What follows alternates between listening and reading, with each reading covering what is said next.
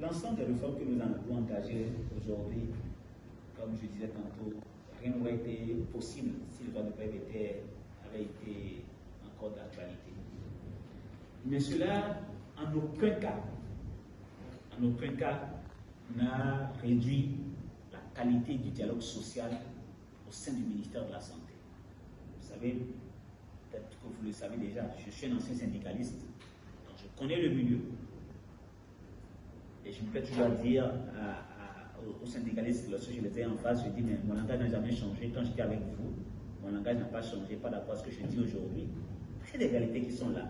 Quand vous faites la grève, vous formez un bloc opératoire, vous empêchez d'opérer quelqu'un alors qu'en théorie déjà, le droit de grève doit s'exercer en mettant en place un service minimum, c'est extrêmement grave. C'est-à-dire que le bouchon a été poussé trop loin jusqu'à ce que le gouvernement prenne des mesures draconiennes. Et c'était nécessaire. Mais, qu'à cela ne tienne, nous entretenons un dialogue très constructif avec l'ensemble des partenaires sociaux. Pas plus qu'il y a une semaine, on était avec eux. Et sur une plateforme revendicative de près d'une trentaine de revendications, plus de 50% étaient déjà résolus. Il y avait plus de 40% qui étaient en cours de résolution et à peine 10% qui étaient encore sur la table, non exécutés pour des raisons précises, parce que parfois irréalistes. Si vous demandez à quelqu'un ce qui est irréalisable, mais on se parle franchement. Et nous avons des cadres de concertation qui existent, c'est notamment la commission administrative paritaire, où le gouvernement est représenté à moitié, le syndicat est représenté à moitié, et les partenaires sociaux représentés à moitié. Donc, c'est vous dire que l'absence du droit de grève n'occulte en rien, ne diminue en rien la qualité du dialogue social. Et lorsque c'est bon, on se dit que c'est bon.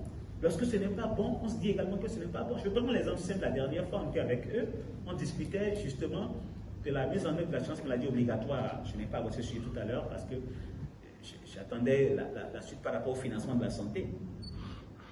Nous avons pris la loi qui rend obligatoire l'assurance maladie au Bénin.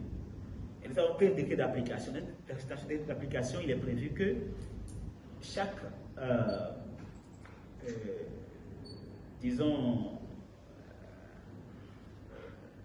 travailleur soit pris en charge à raison de 4 enfants par son employeur. 4 enfants. Les syndicats souhaitaient qu'on aille plus loin, qu'on aille à 10, qu'on aille à 20, que ce soit tout à fait des agents, en se demandant, et les autres enfants, qu'est-ce qu'ils deviennent? On leur fait voir. Ils sont des employeurs aussi. Et leurs syndicats sont des employés aussi. La pauvre